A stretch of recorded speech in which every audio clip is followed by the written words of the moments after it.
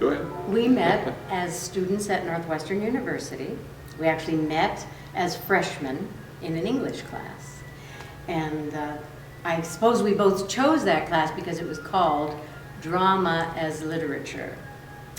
So it was kind of interesting. It was a small class of 16. We happened to head in the same direction following that class. So we started talking, and The first week, I was over in one end of the room, she was in the other. The next week, we moved one row closer. By the third week, we were sitting next to each other. And that was January of 1969.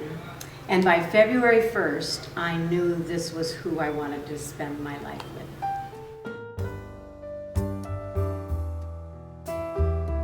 I felt that we grew up together. Being together so much in our 20s and our young 20s, we formed our values, what we thought of as important, together. And that wasn't a bad thing. I mean, that's a, well, of course I chose well.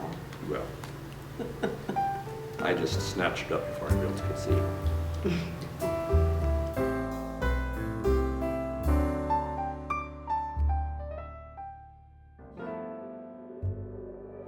But there's an off-loop theater movement in the early and mid-70s. That theaters seem to be opening up in Chicago every month.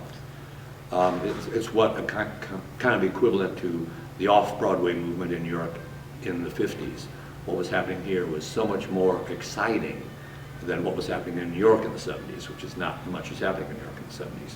So we just kind of got in on that ground floor, that swell of, you had St. Nicholas and Remains, and this little group up here called Steppenwolf, and there's a whole menagerie of off-loop storefront theaters beginning in Chicago, and we're kind of that first generation.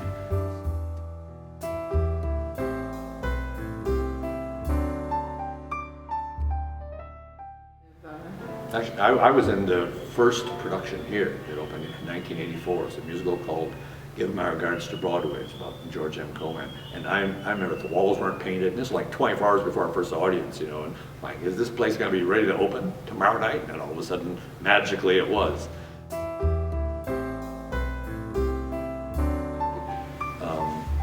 The real draw for me really was the lifestyle. I did not want to be in a dense city. Talking to friends who had children there, it was like you had to arrange play dates.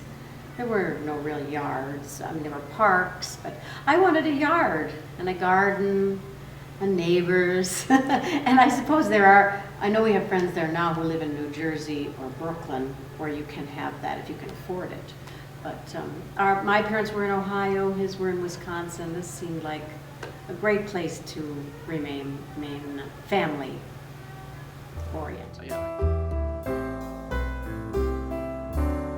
What you hear from actors who come here from New York or LA, you do hear what they talk about, the community spirit here. That it's not so cutthroat, it's not so crawling over the next person to get the next job. We have a very supportive theater community here. To be in the Midwest is about doing your best work, and I know there are ambitious people here, but it's a different kind of ambition. It's just about an ambition to get better at what you're doing, to learn from the people you work with, to hopefully teach other young people coming up. It's a kind of a work ethic that doesn't look for a big reward of any kind except being proud of the work.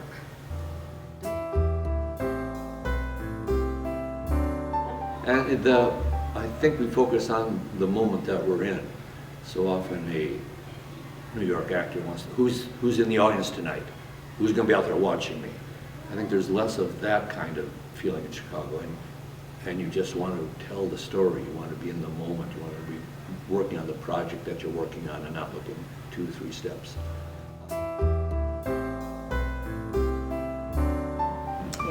Being here at the Drury Lane, we sometimes, between rehearsals on a lunch break or between a matinee and an evening, there's a frontage road right off of Drury Lane here where there's a little forest preserve with a 1-mile loop hike. And I would often go there. Maybe we didn't do it too much together as much, but we did. And there's a picnic ground on the other end of the loop, and casts would go over there. That's been a great source of happiness, I think. And as I've said, it rejuvenates us between shows to come back with renewed energy. So I'm all for forest preserves and parks. Well, we knew Mr. DeSantis when we worked at the other Drury Lane, which was down on the south side on 95th Street. How many have we done here? I think this is our 12th together. Together, just in this one theater. Which is more than And any other theater. They've thought of us here as an acting couple. They make us feel like family, so that's always a joy to come to work when you feel valued and appreciated. It's a wonderful family to the people that own Drury Lane. Absolutely.